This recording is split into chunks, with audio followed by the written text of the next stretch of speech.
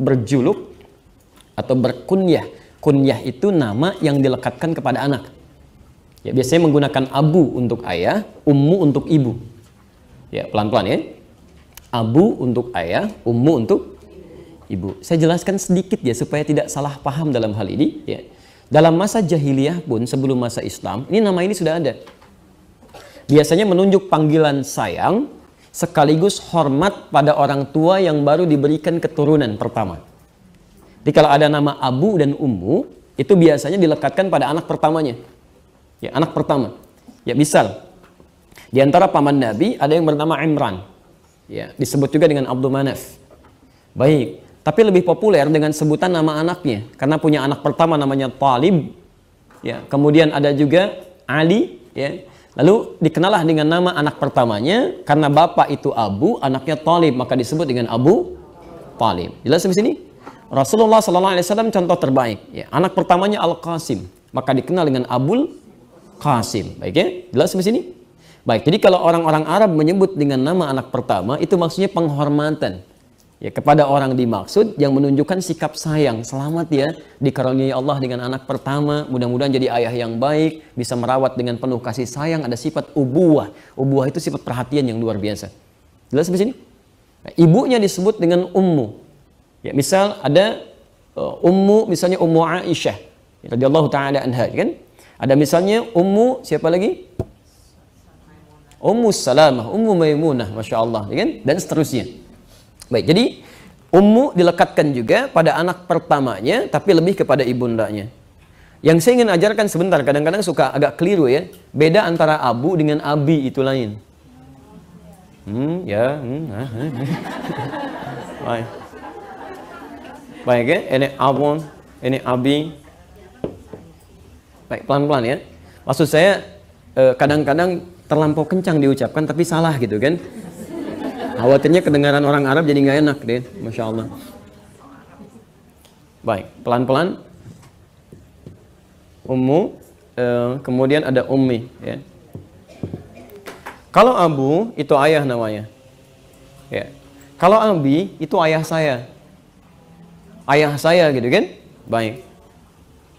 Misal ada anak namanya misalnya Hasan, kan? Bapaknya disebut dengan bapaknya misalnya, mohon maaf ya, bapaknya Ali, anaknya Hasan, maka disebut dengan Abu Hasan.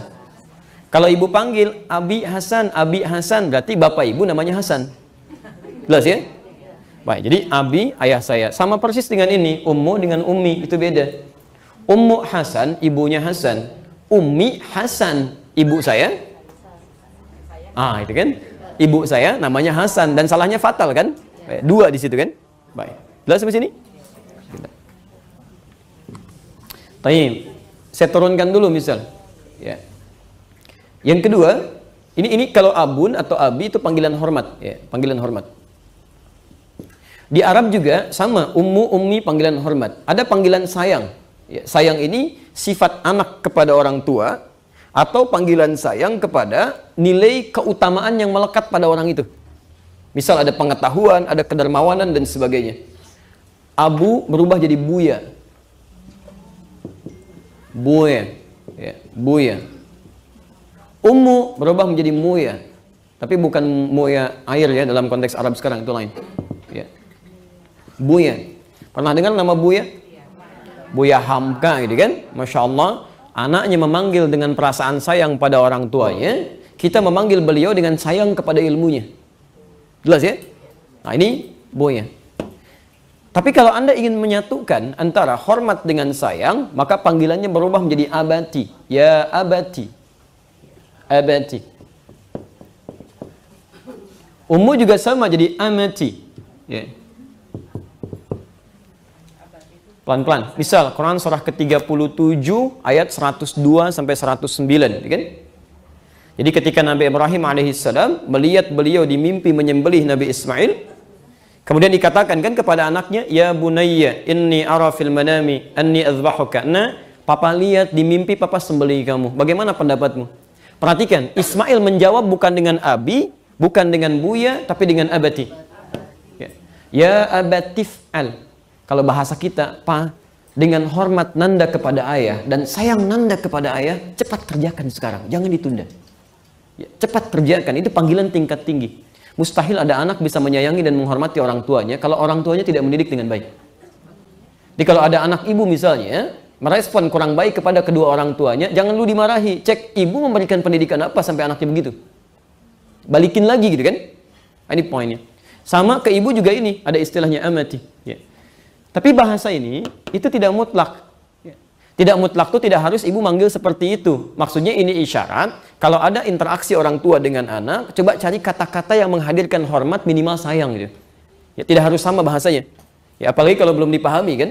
Ibu pulang dari sini, ketemu ibunya, ibu panggil, ya amati. Ibunya bisa protes, mama belum mati.